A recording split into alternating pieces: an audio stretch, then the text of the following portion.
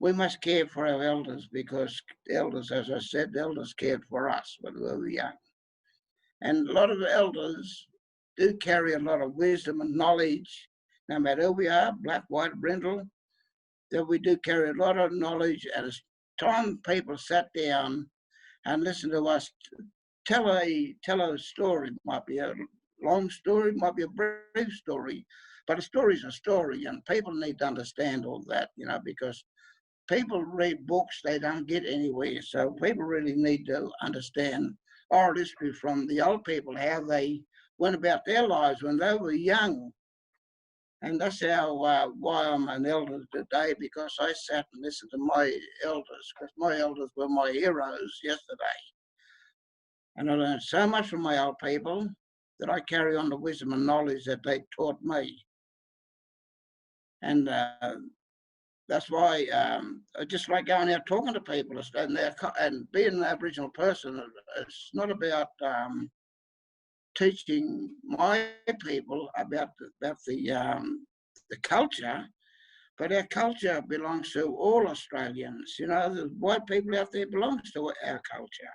So we've got to share the values and stories with everyone, so people can understand a little bit more about things. And we know there's something out there in the community that's not right. I believe there's some bit of racism creeping into the communities, and people are not acknowledging elders. So I'm here today to give the welcome for the elders' abuse. And just before I do that, I would just like to say that when we take our next step, just remember the ones that walked this sacred land before.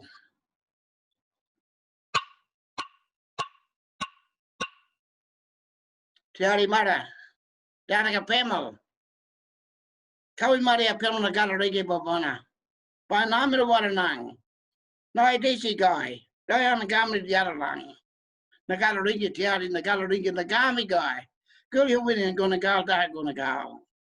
Tala lawi muga katbala na gami, this is a lawi near 3 me gonna gal. Jam your tiari na galarigi or jomana, mediga garang barak nini da daraga pemo. Go. This is Dark Lands, the land of ancestors. Their spirits still walk among us.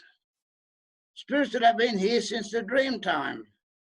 Our language and our culture have been passed down from generation to generation to a continuing unbroken culture that has extended for thousands of years. In the language of our people, we welcome you to Dark Lands. Thank you, and have a great day. Here we go. Wonderful. Thank you so much, Uncle Greg. As always, an absolute pleasure having you. Absolute pleasure hearing you speak and your insights. And at the beginning, you said that you weren't too sure what elder abuse is and what this all meant. And our guest today is hopefully going to answer those questions that you and many people of our community have. So thank you so much, Uncle Greg, and I agree with every single thing you said, especially in terms of the world that we're living in right now, racism, discrimination, everything. So completely agree, and thank you, Uncle Greg, once again. Hope you have a lovely day. Thank you. Okay, everybody. As Uncle Greg has said, he's already set the tone for today, as he usually does, and he has been able to do that in a very eloquently way. So now we are going to be able to hear a short speech from Mr. Mayor Tony Bleasdale from Blacktown City Council. Mr. Mayor, if you wouldn't mind turning your camera and microphone on, that would be wonderful. That way we can all see your face. Fantastic. Thank you, Mr. Mayor. Thank you.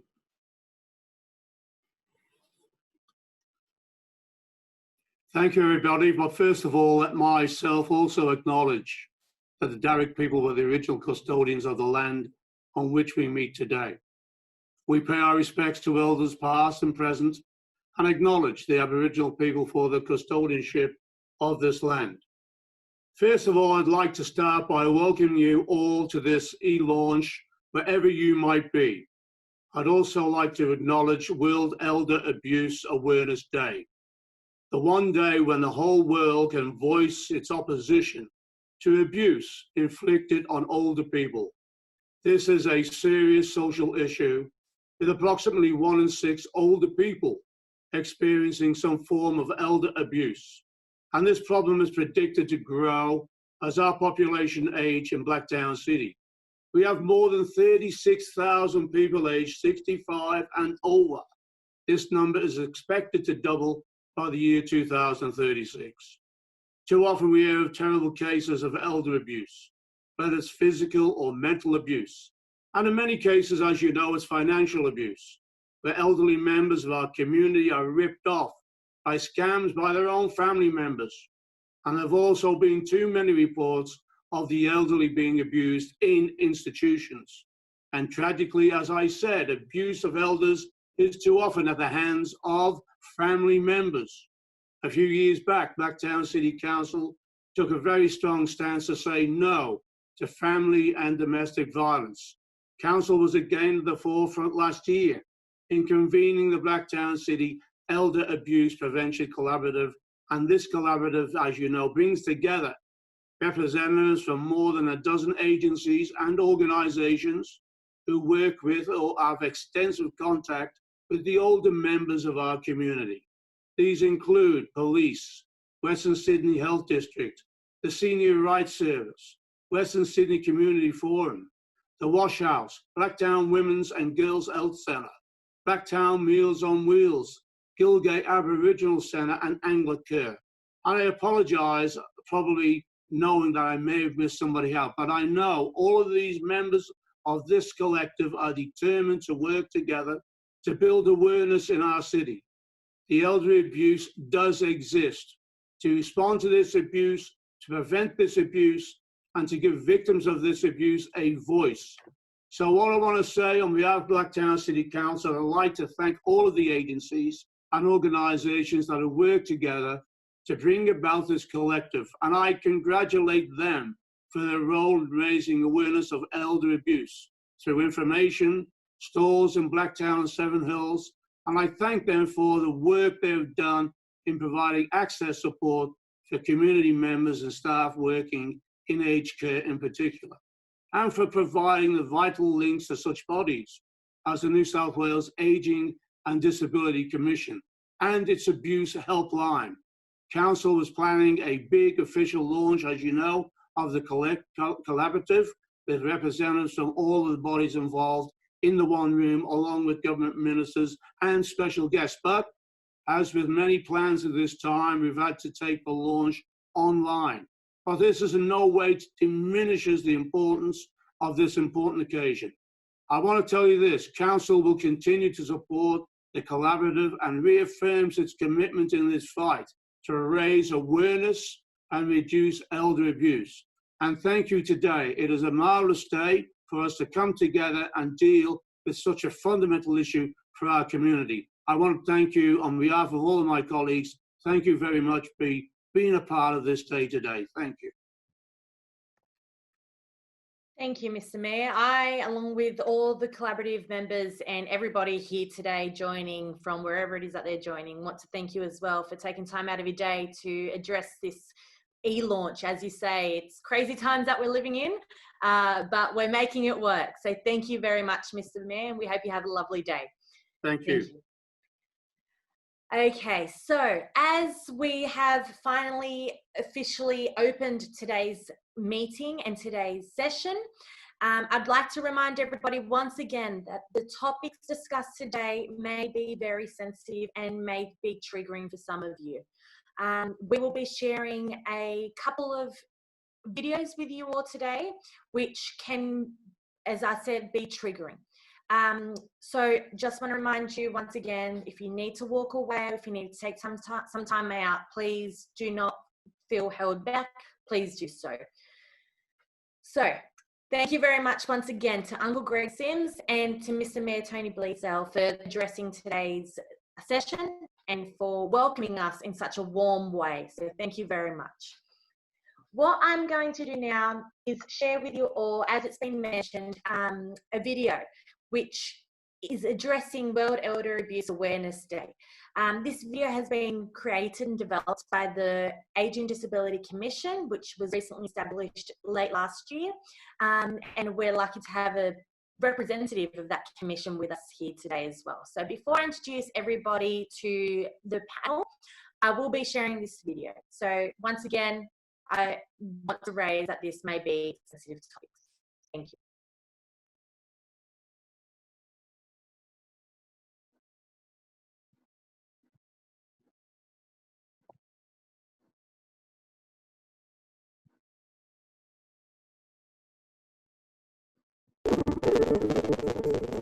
Every senior in our community is important, and that's why it's essential to stand out any abuse. As a society, we're actually responsible for everybody within the community, and one of those most vulnerable groups are our elderly. Over 3.8 million Australians are over 65 years, and tragically this year alone, at least 5% of those will suffer some form of abuse. World Elder Abuse Awareness Day is very important because it's about raising pure awareness and recognising elder abuse within our society. Because often through taboo and, because it's not something that people are willing to talk about, here's an opportunity to have a conversation because it's okay to have that conversation. The abuse of older people have many causes, but the truth is that there are two main factors, and that is increasing frailty and increasing dependency. So it's actually leaving them in a very vulnerable situation where that can be easily taken advantage of either within the family or outside the family.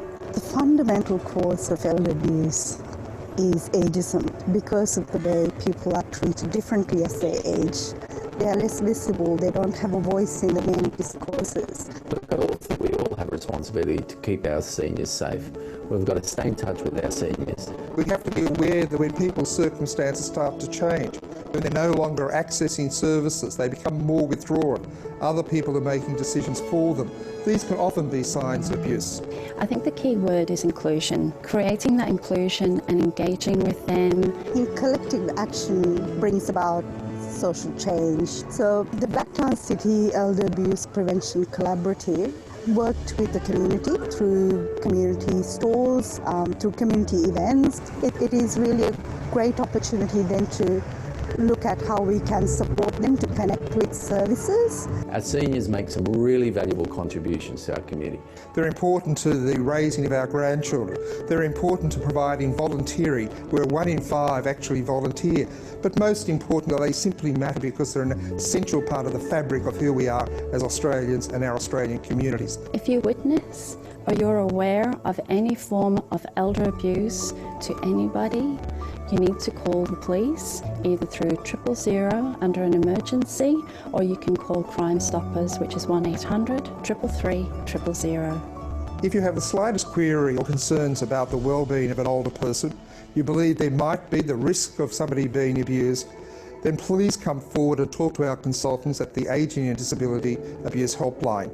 You can do that anonymously, or you can give us your name and your details. But the most important thing is not to be frightened to come forward.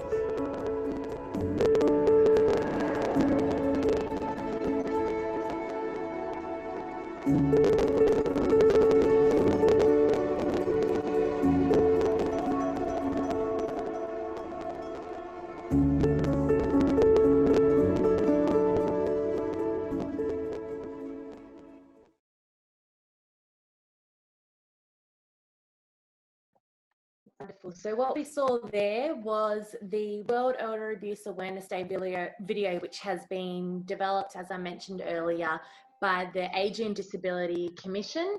And I'm going to have to stop it because there's a new video starting. So the Age and Disability Commission has put together that video to raise awareness for today's event. Not just this event, of course, but all the different events that are happening in celebration and acknowledgement for World Elder Abuse Awareness Day. There are many different launches happening, many different webinars and sessions occurring across the country and the world. I'm South American, and I know that in my hometown of Montevideo, there are many occasions of people celebrating this cause and raising that awareness. And I guess that's what we're all here for today. So what we will do now, I'm sure everyone's eagerly waiting for us to be able to introduce what this collaborative is all about. And what I'm going to do is invite Dashini Pereira from Blacktown City Council to join us and just to give everybody a bit of a rundown as to what this collaborative is. So thank you, Dashini. Thanks, Nadiana. Hi, I am Dashini Pereira. I'm a Community Development Officer, Older People with Blacktown City Council. I too would like to pay my respects to the Darug people, the traditional custodians of the land, where most of our e-launch participants are joining in from today, and also the land the collaborative represents. I pay my respects to elders, past, present, and emerging. I'm excited to share a few insights about the Blacktown City Elder Abuse Prevention Collaborative, including what we aim to do to support the community and services, and how the collaborative came about. The journey of building Blacktown City's capacity to recognize and respond to the abuse of older people started about 4 years ago. Through another interagency convened by Council, the Blacktown Hills Home and Community Care Forum, known as the HAC Forum. We identified elder abuse as a growing concern in the community, and in line with the New South Wales interagency policy for responding to the abuse of older people, we wanted local age services staff and older people living in the community to have access to a coordinated response to the abuse of older people, including access to training, resource materials, and increasing awareness in our local communities. As the convener of the HAC Forum, I contacted the then Elder Abuse Helpline and Resource Unit to support us. Shelley Harper from the Elder Abuse Helpline and Resource Unit and I facilitated several training sessions on recognizing and responding to the elder abuse of elder abuse in Blacktown and in Mount Druitt in 2016 and 2018. Through the training sessions and also local information sessions held at seniors groups, age services groups and committees, they developed a core of about 24 representatives that were not only strong advocates, but were also willing to work collaboratively to raise awareness, empower victims, and strengthen referral pathways. The Blacktown City Elder Abuse Prevention Collaborative has held regular meetings now for the past year or so, and we have drawn members from the local area police commands, the Western Sydney Health District, representatives from the Commonwealth Home Support Program and home care package providers, culturally and linguistically diverse and Indigenous specific services, legal practitioners, community welfare services, counselling and advocacy services, family and domestic violence services, social housing, and of course Western Sydney Community Forum's Sector Support Development Officer, and my role, which is Blacktown City Council's Community Development Officer, Older People. Membership is also open to community members, including older people and advocates living in Blacktown City. We are working to strengthen support services in the local area to assist older people, and especially those experiencing abuse or at risk of abuse within a relationship of trust. We recognize how critically important that local response is for the person experiencing elder abuse when they reach out using a window of opportunity to get help. Elder abuse is everybody's business. We've enabled training on recognizing and responding to elder abuse and plan to do more to make this, do more with local services and seniors so everyone in the community understands what elder abuse is and becomes vigilant about recognizing the signs that can allude to abuse being present. We actively engage with local communities through our involvement in age services, community events, support forums to raise community awareness, as well as promote the Aging and Disability Abuse Helpline, and promoting it as the go-to for access to advice, information, and also to report abuse. Blacktown City Elder Abuse Prevention Collaborative provides a network of support for its members. And with dealing with elder abuse issues and galvanizes the efforts the local community agencies have made to educate and promote early intervention. The collaborative plans to link with other groups to share information and work on projects that have mutual benefit. Due to COVID-19 pandemic, we've had to change some of our plans for 2020, but we will have 2 local resources for you this month. The first of these focuses on community members with a well-being checklist that you'll have a look at shortly. So whether you are a person, an older person, or you're a person working with older people, someone who has questions about a friend or family member who you think might be experiencing elder abuse, or you yourself are at risk of elder abuse, the collaborative is here to offer support. We'd like to hear from you and keep you informed of the plans for the future, which includes training, resources, meetings, and more. Thank you for joining the e-launch. Back to you, Nadiana. Thank you very much, Darshini, and thank you for informing us all of how this has come about and where it's at now. It's been a long time coming. I'm sure many of the panel members who will be joining me shortly, as well as everyone else who's been involved, all the other stakeholders that aren't necessarily part of the panel, what you'll be seeing shortly is a resource. And at the bottom of the resource, there's logos of everyone who's helped and supported the development of this resource, as well as the collaborative. So with that, I will be sharing now the resource, which will be sent out in the next 24 hours for everybody to see. You'll be able to see in just a second what this resource is, how we've developed it, as well as the contact details. So I'm just going to share it with everybody now. What you can see here is the Blacktown City Elder Abuse Prevention Collaborative resource, which today is part of the reason we're launching this. It's got a little bit of information about what this is. And as you go down, it's a back-to-back page. Obviously now, given COVID restrictions, this is going to be a resource. However, we do hope to be able to print this out into the future once COVID allows us to be able to attend more community events and things like that, which is fantastic to see that we've all taken the appropriate steps to be able to do that. As you can see on the left-hand side of the e-resource, there are local contacts. These local contacts include the collaborative itself, Western Sydney Local Health District, Chronic and Complex Services, Western Sydney Local Health District Integrated Violence Prevention and Response Service, the Wash House, West Connect Domestic Violence Services, Sydney West Aboriginal Health Service, Blacktown Women's and Girls Health Centre, Blacktown Police Station, Mount Druitt Police Station, and Riverstone Police Station.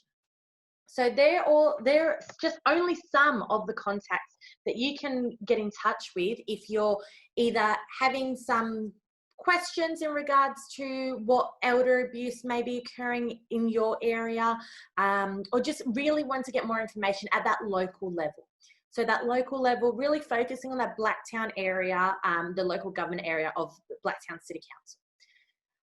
On the right-hand side, you've got the state contacts. These are contacts and contact numbers, as you can see, that are relevant for anybody.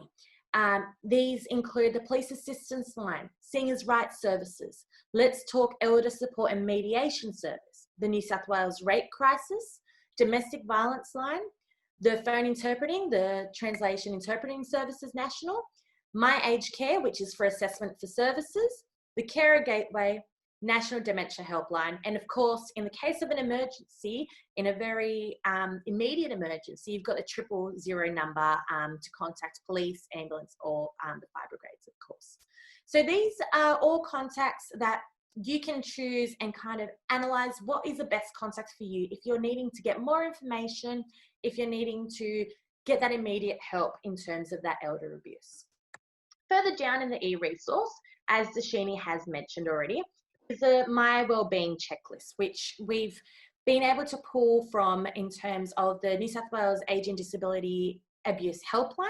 And we also would like to acknowledge the Far North Coast Older Persons Wellbeing Collaborative and the New South Wales and Disability Commission.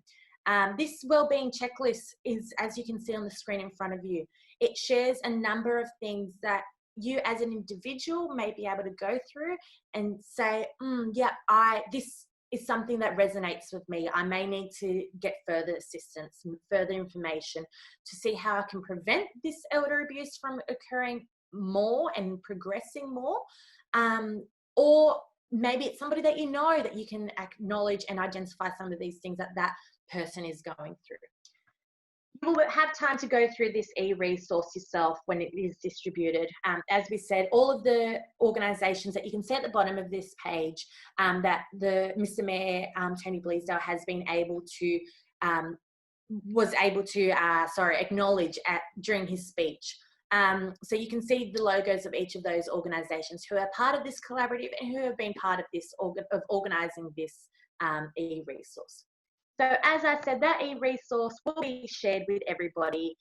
You will be able to get a copy of that, whether you're a service provider or you're a community member wanting to get more information about that. You will get that through either through the Elder Abuse Collaborative itself, through Western Sydney Community Forum, Blacktown City Council, as well as any of the organisations that you see at the bottom of that logo.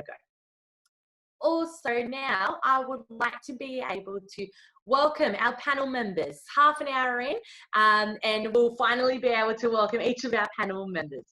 So what I'm going to do is introduce each of them one by one, and we'll be able to go into further detail as to what it is that each of the organisations do as part of their work. So I will just open it up here. First and foremost, I would like to invite Senior Constable Wayne McGrath onto the screen. So there we go. Thank you. Welcome. Morning. Thank you very much. So Senior Constable Wayne McGrath, his role at the Castle Hill Police Station is the Age Crime Prevention Officer. So this is only one of the many contacts that you'll be able to get in touch with to get that information as to what it is that you need. Further down, we also have Nalika Padmazina from Senior Rights.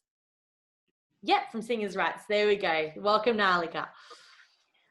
We also have with us today Shelley Harper, who is from the Age and Disability Commission. Welcome, Shelley. Further down, we have Angelique O'Flynn, who here we go. Angelique, hi, welcome, Angelique. We've also got Amber Bulbert.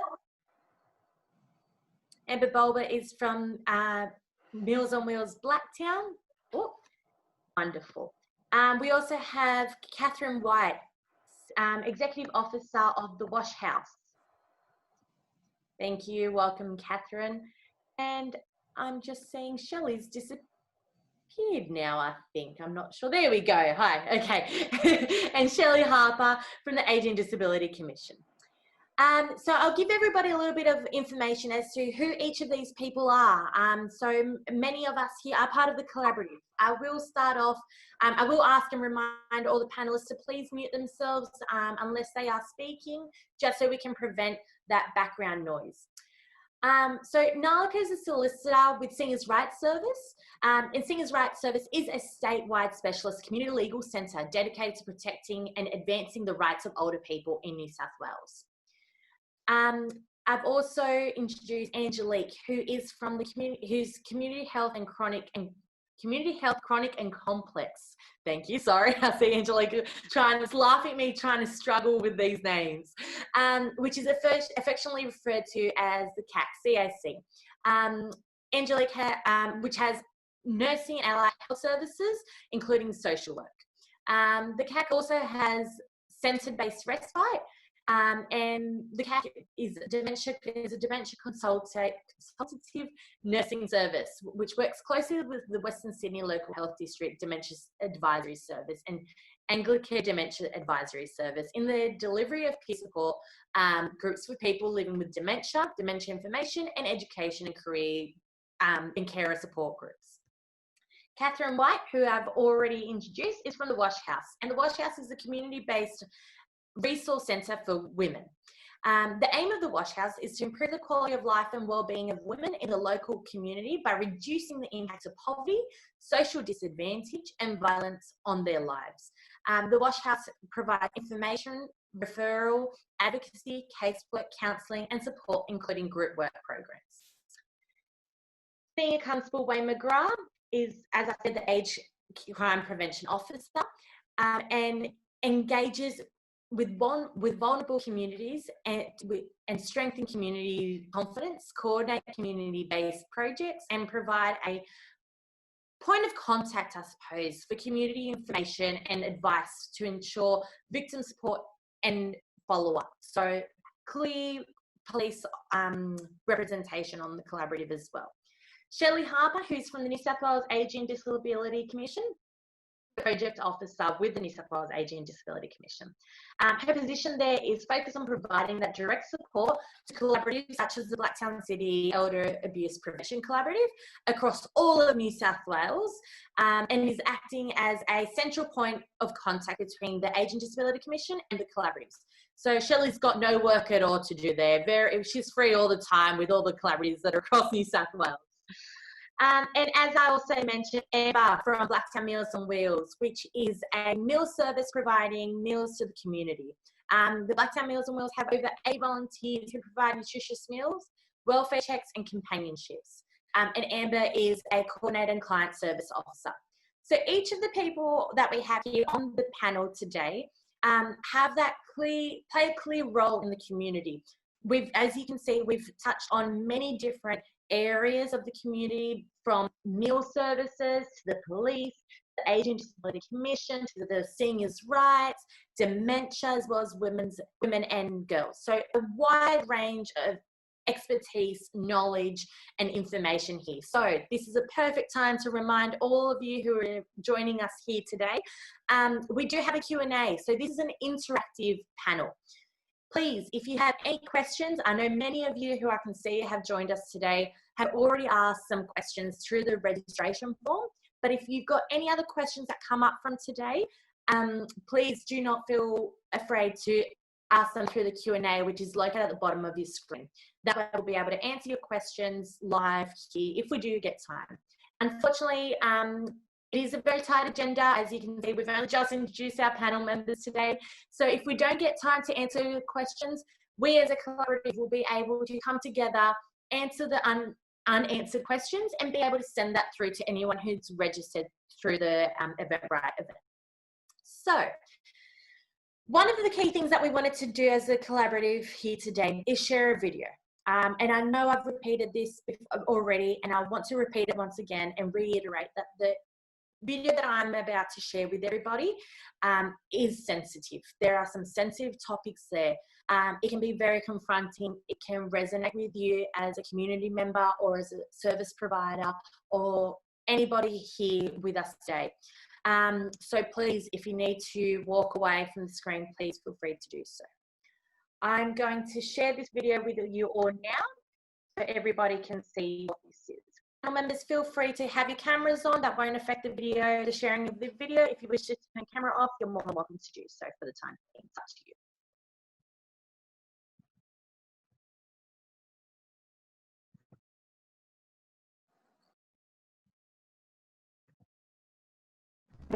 We all have a right to respect and dignity as we get older. However, relationships with family and friends can go wrong. Up to 5% of older people may experience some form of elder abuse. Elder abuse is no more common in migrant communities than in the general population, but it is more hidden due to shame, stigma, or not knowing to turn for help. Elder abuse is any act which causes harm to an older person and is carried out by someone they know and trust. The mistreatment of older people has many forms. Sometimes people don't think about the consequences of their actions and that the older person may be experiencing this behaviour as abusive. Your adult children may not always tell you the truth, especially if they have problems like gambling, drinking or taking drugs. You may not be signing what you think you are. getting independent advice is a good idea. I must go. Sometimes our children have unrealistic expectations of us. Okay. One thing we ask of you, one. Family does not always understand how we're feeling and what we're able to do as we age. If you think we're all too much for you, maybe you should move out. It's important to help our families, but it is also important to talk about limitations. I need some time to go see my friend. No, you can't. She's got better things to do than gossip on the phone with you. Staying connected to social networks is an important part of having some independence, and your needs are just as important as those of other family members. Throughout our life, we can be faced with difficult situations. Although these can be daunting, there are choices. Don't suffer in silence. Help is around the corner, even when it feels like it isn't. You won't be pressured into anything. I should send you back to the Philippines. We all have a right to respect and dignity as we get older. No one needs to accept a disrespectful and unhappy situation. If you need help, speak to someone you trust. Thank God.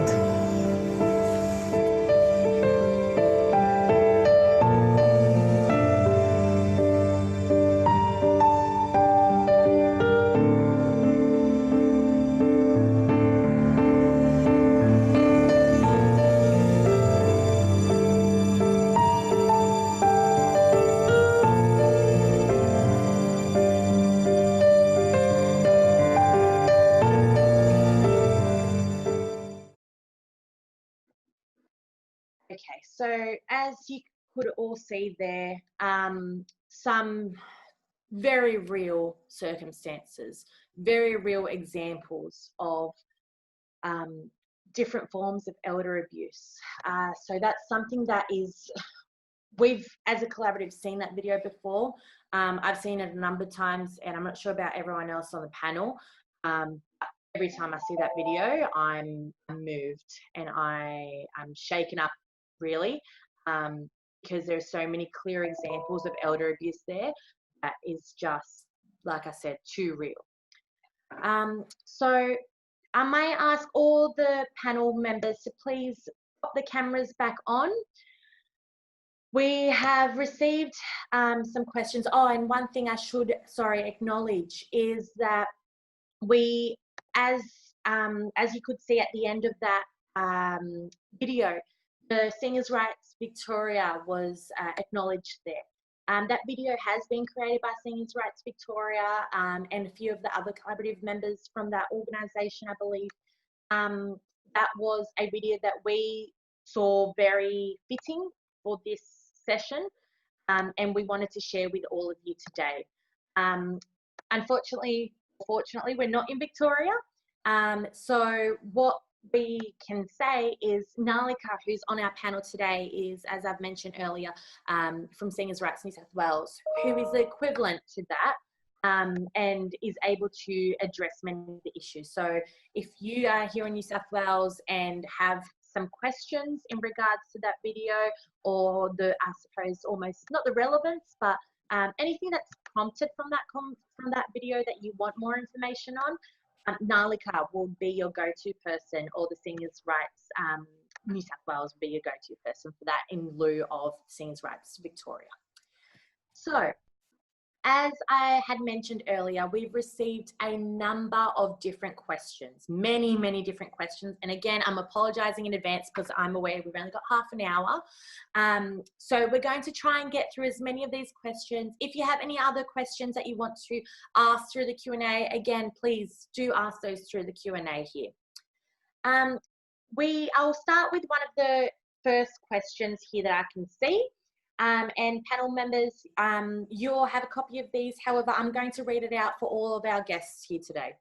One of the first questions that we were asked was, are there any emergency refuge homes for elderly going through abuse, especially here in the Blacktown area? So I may open that up to Nalika or to Catherine, and also perhaps Angelique, if you have anything that you can think of in terms of a refuge home.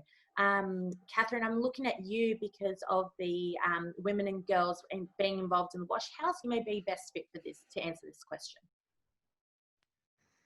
Thanks, Nadiana. There are a number of refuges that do take single women who are experiencing any form of domestic and family violence. Some of those are based in Blacktown LGA, but generally the way people will go into a refuge is based on availability. Sometimes it's not appropriate also to stay in the local area. But if, for example, someone was to ring the 1800 656463 number, which is the domestic violence line for New South Wales, then they would be able to get in touch with whatever refuge service was available for them. If a person also was experiencing homelessness because of some form of abuse, they can also contact Housing New South Wales through Department of Communities and Justice, and that service does operate with a link to home phone number that's available in the evenings and on the weekends. So even if it's outside of business hours and your local office is closed, you can still contact them through link to home. Thanks. Sorry, I'm on mute. Angelique and Nalika, would you like to add anything to that?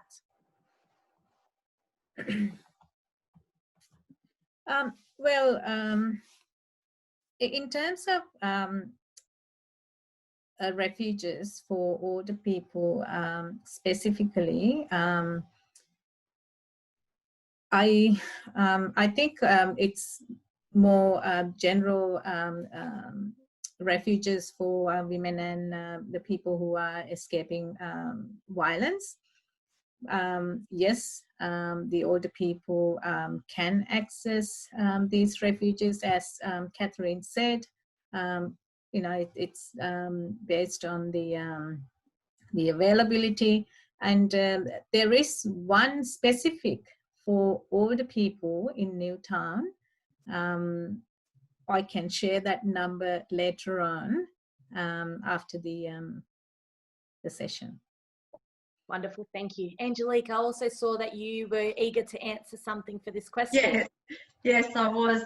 So the cohort of people that I see generally have high care needs. So they'll have dementia, or they may be quite frail, might not be able to walk, might be, quite restricted with their mobility.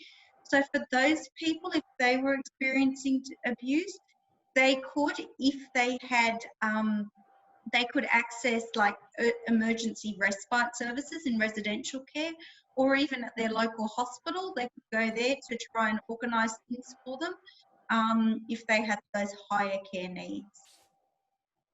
Fantastic. Thank you very much for that. Shelley, we have a question which I believe you would be best fit. Again, just a reminder, if you're not speaking, please do put your microphones on mute so we can avoid that feedback that's coming through. So we have a question here that says, Aboriginal communities have different needs to mainstream. Does the Aging Disability Commission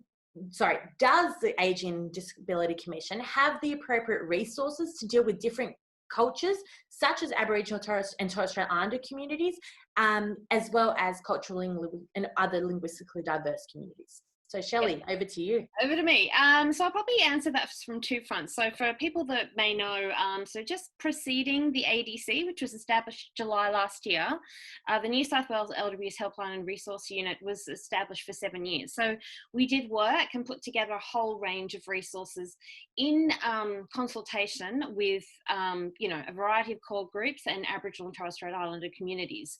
Those, with the changeover, so we do have those resources. So we have community translated resources currently, but there's a lot, I suppose, underway in terms of obviously recognising the type of conversation that we need to have with different communities. And I'll give just one example of how we've tackled that in the past, or one of the ways it's worked really effectively.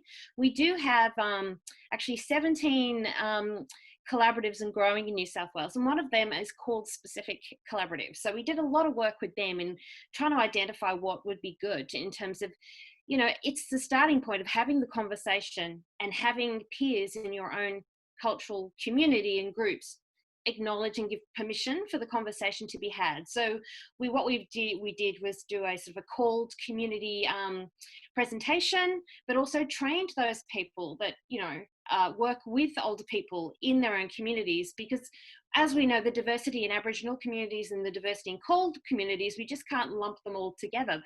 There's different obstacles. So what we found very effective, obviously, is resourcing, and this is what we will continue to do as the ADC. Resource communities already working, you know, as their experts, their voice, their community leaders, to have that conversation and to permit people to come out and share it, and to start to destigmatize the subject of elder abuse, which actually falls across all older communities.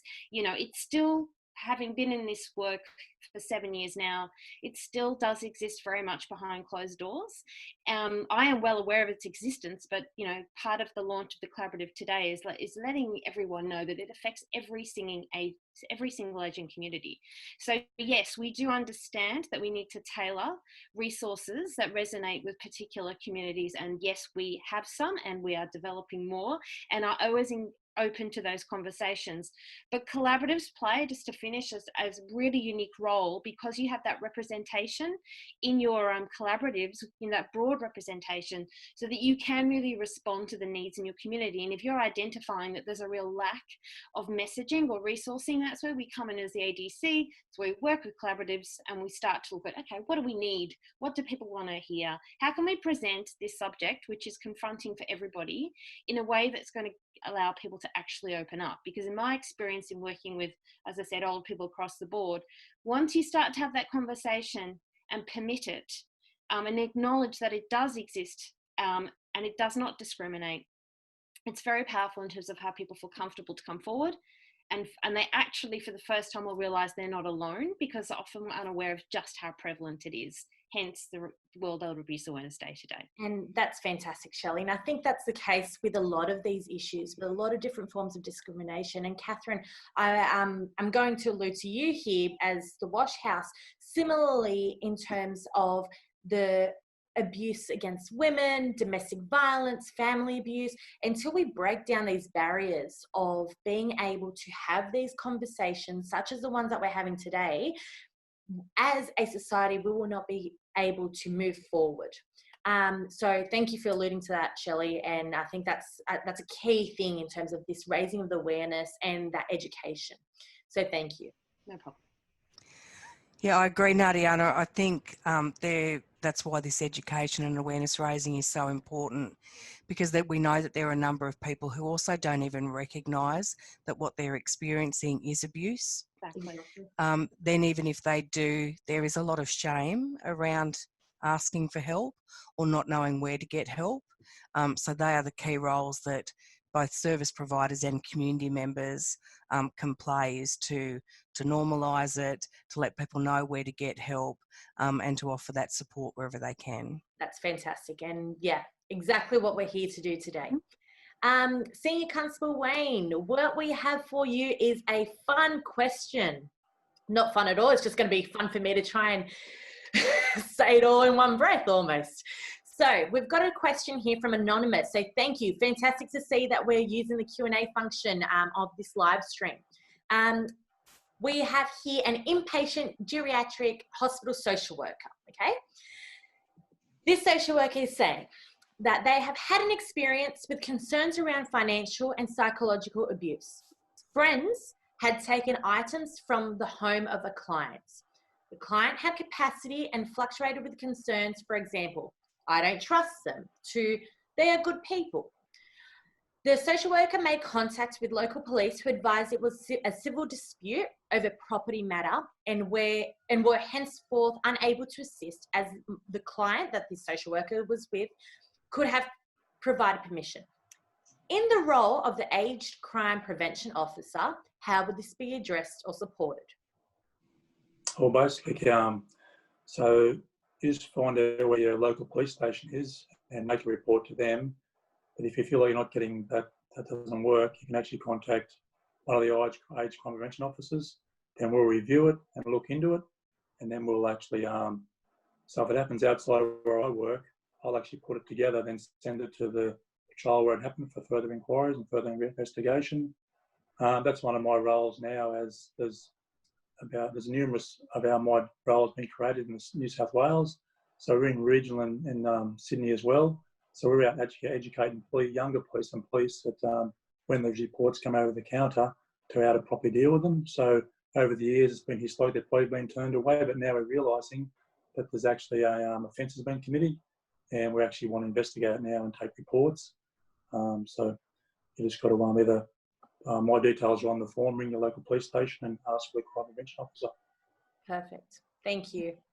And I might throw this back to you, Shelley. Would you be able to provide a very short summary of the investigative role of the Age and Disability Commission, which is a fantastic advantage that we have from the Age and Disability Commission? So yeah, absolutely. So it's one, obviously, for those that may not be aware, as of, there was an act that was passed which actually led to the establishment of the Aging and Disability Commission, and actually giving it powers to investigate and to be hands-on in the role. So we do have certain powers, but I think the most important message, or what I want people to sort of take away, is there's often a lot of fear around reporting or what that might mean. So if you make a report to us at the helpline, it takes many parts. So it could be done anonymously, or you could simply call for advice. So for example, we act as virtual colleagues to anyone working or supporting an older person in their home, and 25% of our calls every day are from virtual colleagues like a social worker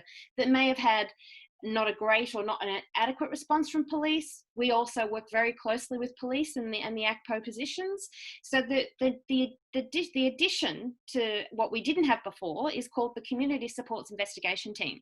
So when you call the helpline, depending on what the nature is, you can simply call for just some information, support, guidance, just to even help identify, am I being abused or is this abuse? Because often it's very unclear. We can, provide the support referral. Then we have a bit of a triaging system. And obviously one of the key resources now being that Community Supports Investigation Team is that ability to hand the report over to them, especially where some forms of elder abuse are crimes and some are, we still know that predominantly, it's still with us current stats today, the leading reported abuse type is psychological, closely followed by financial. And again, what we're navigating now with these new ACPO roles and with this legislation is how do we actually make this, what can we charge, what's a crime, and so on. So this team is very masterful and sensitive at working with the person at heart. So if it's an older person, we also represent older adults with disabilities, and looks at what's the risk of harm, obviously wants to work with the consent of the older person where possible to put in or support services that may already be there that will maybe blocked, but then actually also have that power, if need be, if a crime's been committed, that they can actually execute search warrants and they can investigate. So, and it's the face-to-face unit that was missing before. So the helpline is critical as a triage, as I said, facility, but also as a check-in point. So I just want anyone to feel comfortable. It's a non-judgmental approach to assisting people, to ensure that they are, free from abuse. So there's a lot of detail. You can actually Google the Act if you want to, and I can send some links if people want to know the particular and individual powers. But the good news moving forward is with the position of WEAAD, for example, and there'll be more of those coming out over the next couple of years across all the local area commands, is going to be that growing awareness as well as the collaboratives and recognising that there is support where people now will feel comfortable going forward. They may have had negative prior experiences and often have had when they've tried to disclose, whether it's family members or the older person themselves. So there's lots of support and help. So all we want to know is the support and help is there. You can remain anonymous, and you will, just to make the call, if you suspect anything, if anybody suspects anything, just say something and don't feel afraid to do that, because we have more powers than we did before, but obviously we're going to utilise them in the best interest of what the older person in this particular instance wants and needs. So I hope that's kind of clear, but I'll send the link to the Act and exactly our specific roles so people can have that confidence. But that's one of the key messages I want out of this, because this is a starting point for conversation, is that we, and including the Blacktown Collaborative and WEAAD, we're colleagues here. We're all in it together, and every successful outcome we've had is obviously through working with multiple services to get that good outcome. Wonderful. Thanks, Shelley. And just really quickly, can I add to that what yes, Shelley said? As you introduced, so we are a statewide legal service.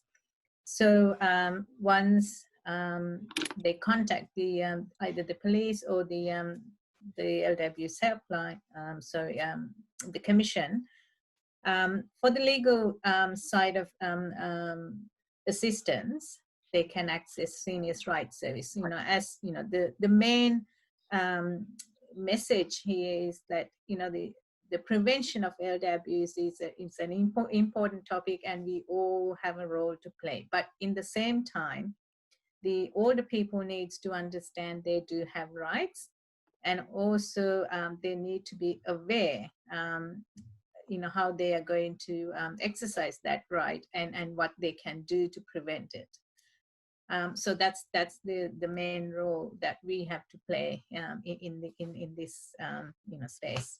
Wonderful. Thanks, Nalika. And just really quickly, I'm wary of time, and when we get talking, oh boy, do we get talking. We have a really quick question here for you, Shelley, I believe, or maybe Senior Constable Wayne McGrath. How many prosecutions of elder abuse matters have taken place in the last 12 months? Does anybody know the answer to that? Wayne? No, I don't have the statistics of it, but they are being reported, and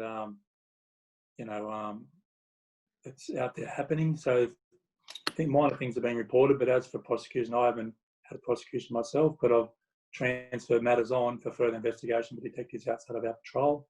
So that there is incidents happening out there. Yeah. And I think the thing is with all of this is the fact that it's almost the prevention. So raising that awareness and educating ourselves either as practitioners or as community members to ensure that the form of elder abuse doesn't get to the point of prosecution. Amber, I realise that you're getting away with this, not answering any of the questions. So I'm going to pose a question to you here. So say you are going to somebody's home to deliver food, a meal through Meals on Wheels or something like that. There's a question here that says, who should we notify if we suspect an older person is being abused or neglected? So a bit of a question to you in the point of view of Meals on Wheels. What would you say, Amber? So I guess a good reason why this resource has been developed is so we can train our volunteers to recognise, the different forms of abuse. Our volunteers deliver to our recipients daily or weekly, and sometimes they're the only people that they see during the week. So it's important for them to recognise different forms of abuse through general conversation. And we say to our volunteers, if there is any issues or anything that they think isn't right, whether it be with their health, somebody's not treating them right, they'll come back to us and we'll take action. We had an incident a few weeks ago, actually, where one of the recipients had mentioned something had been happening to her by one of her family members. The action we took was we contacted the elder abuse line. They told us to call the police. The police went around there, or we called the client to see if it was okay if we called the police, just to let her know that we were actually calling the police because it was actually a serious incident that happened. And the police went around there, made a statement. I think they were going to file for an AVO, but I haven't heard any further action taken. So I think it's up to the individual whether they want to sort of go forth with the charges. So, yeah. And I suppose there, Amber, you've alluded exactly to what we're saying. We've got the helpline there. The helpline is able to give you that information as to what the next steps may be, and give you those options. So that's something that you guys, as a professional body, you used. And I suppose, Shelley, I might just jump in here and say that helpline isn't just for service providers, isn't just for professionals, it's for anybody, as you've said, Shelley. Yeah, and I'll give you, just for people to know that don't know already, then this I'll just take a minute to say. So since July we've had 1,744 reports and or inquiries just for older people alone, and we're still maintaining those trends. So absolutely, we do get a lot of calls from neighbours and from concerned family members. So anybody can call us, and anyone can remain anonymous if they wish to do that, to just seek information in the first place. So, you know, that they really can lead the outcome. Obviously, if a crime's been committed or, you know, that person's at immediate risk of harm, there'll be different response pathways and triaging, but absolutely, yeah. Wonderful.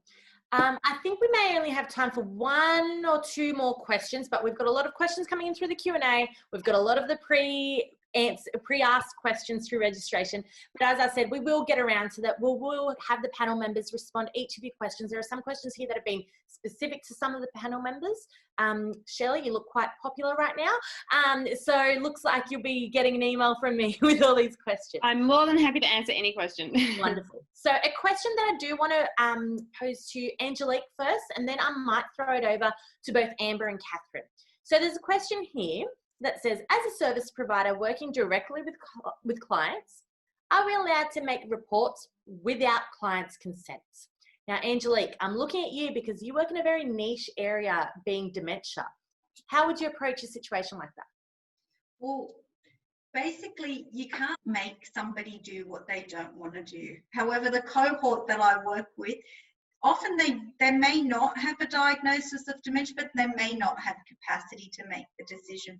So even with a diagnosis of dementia doesn't mean that you can't make the decision. So it's about understanding what the decision is and are they actually able to know the consequences of that decision. If the person doesn't understand the consequences, then what you need to do is you need to try and find somebody that is that can act as a substitute decision maker. If you're worried that that person is an abuser, you can still ring the helpline anonymously. So you've still got avenues. Certainly, if you were a service worker, I would say speak to your manager as well. You don't have to go it alone. Yeah, so I think it's about understanding, does the person actually understand the question that's being asked of them when you're gaining that consent?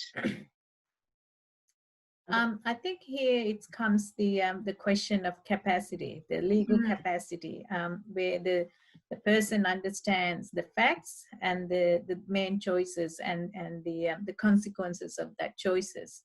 So that's where the power of attorney and guardians are coming. Like, you know, with, you know, then the worker needs to you know, establish whether there is a document in, you know, a person, you know, substitute decision maker is appointed, and if not, then you need to take the relevant part to make that decisions. So yeah.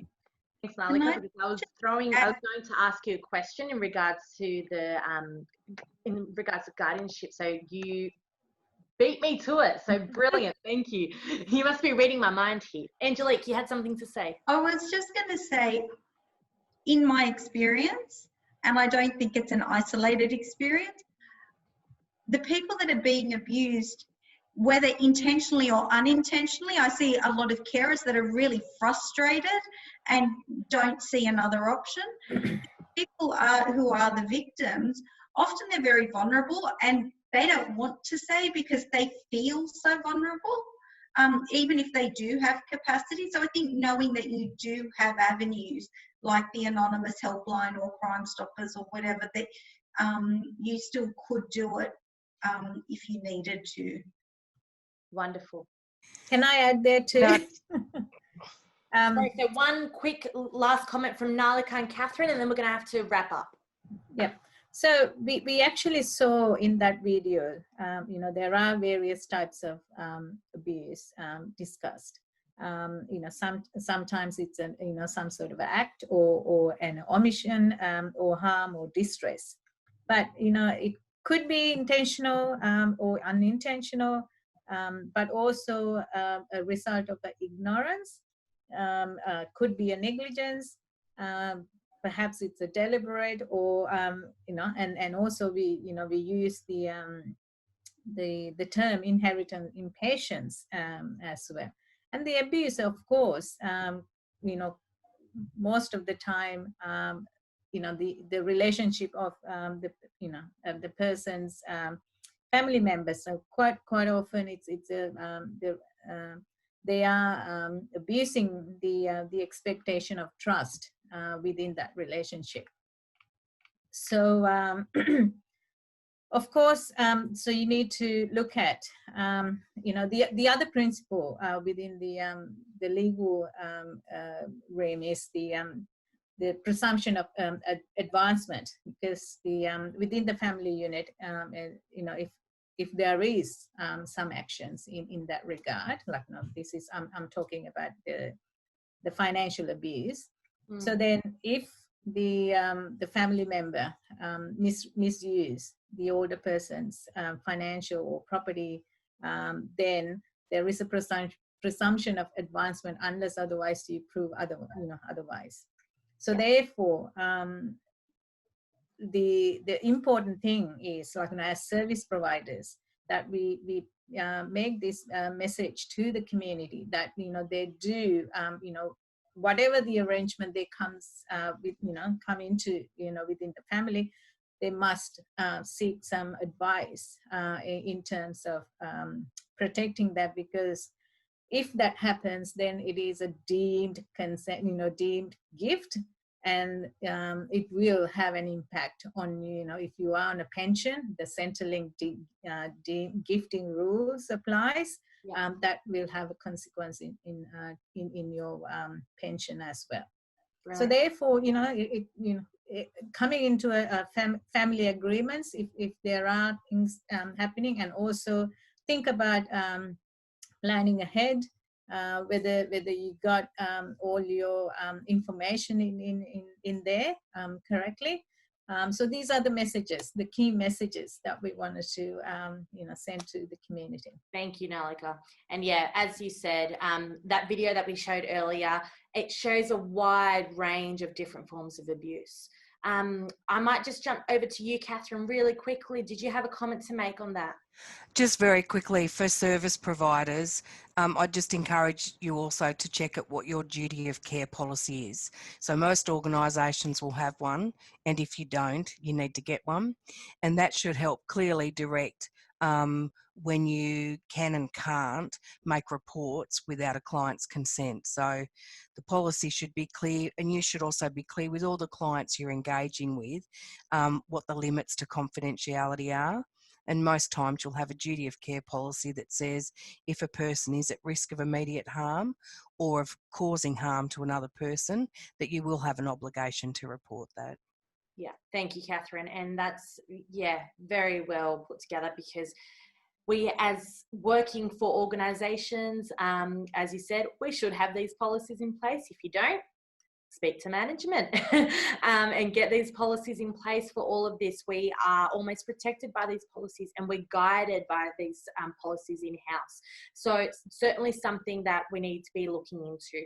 I know at the forum we always work closely with organisations that are wanting to either redevelop in something like this, is something that elder abuse may not be something that is clearly outlined in policy. So it may be something you may want to revisit and see what can be done. So thank you so much, everybody. Thank you so much for being a part of it, of this panel. We've looked at a few videos. We've looked at the different forms of elder abuse that was noted in that second video that we showed. And I think that if you were already familiar with elder abuse and you knew information about it, I can see we've got a lot of service providers here. It may be something that you're already familiar with, but maybe through these conversations and the questions that have been asked, you were able to get a further insight as to what steps need to be taken to ensure that each person in our community is protected. And as that video said at the very beginning, and I think the first video from the Age and Disability Commission as well at the end, each individual has the right to be respected and valued. Each of us here in the panel, each of us attending this session, each person living their lives at home, especially given COVID. I realise that there's been a few COVID specific questions asked today that we haven't been able to answer live. However, as I did mention before, we will get these questions answered and we'll get them back to you, especially if you've registered through our Eventbrite. We'll send these questions through to you this week with all the answers and contact details to each of the panel members, as well as the collaborative details as well. Later this week, you will also receive the e-resource that we have launched today, which is all very exciting that we finally, after all these months of hard work as a collaborative, we have been able to share that resource with everybody here today. So we'll be able to share that with you later this week as well. And that way, as service providers or as community members, you'll be able to have that checklist. You'll be able to have the local and state contacts to see who to speak to. I suppose a key thing to take away from today is that, again, some of the things that we've discussed have been sensitive and could be triggering. Please, if you need anything, contact either the Age and Disability Commission if you need that further information. If you're needing counselling, you've got counselling services such as the Wash House for women and girls. There are many services that are available either locally or statewide as well. Please feel free to get in touch with the collaborative. Dashini, who is the convener of the Blacktown City Elder Abuse Prevention Collaborative, is the key contact. So please get in touch with Darshini if there's anything that you want to discuss further, you feel a little bit uneasy after today's, and we'll be able to direct you into the right direction. So thank you. I realise I'm 2 minutes over time. I'm sorry, everybody, but thank you. Thank you so much to all of our panel members. Thank you very much to our VIPs, Mr. Mayor Tony Bleasdale, who was able to address us, and also the wonderful Uncle Greg Sims, who's always so passionate about everything that he does and every session that he conducts a Welcome to Country. So thank you. And also, as I said earlier in the session, these panel members who are here are only a handful of the collaborative stakeholders and members. We have many other collaborative members, and thank you to each and every one of you. I'm not going to name you all, but there's many others that have been a part of this collaborative. So thank you for all your hard work. Thank you for being a part of this, and have a lovely day, everybody. Thanks so much. Thank Bye. you. Happy World Elder Abuse Awareness Day. Thank you. Bye.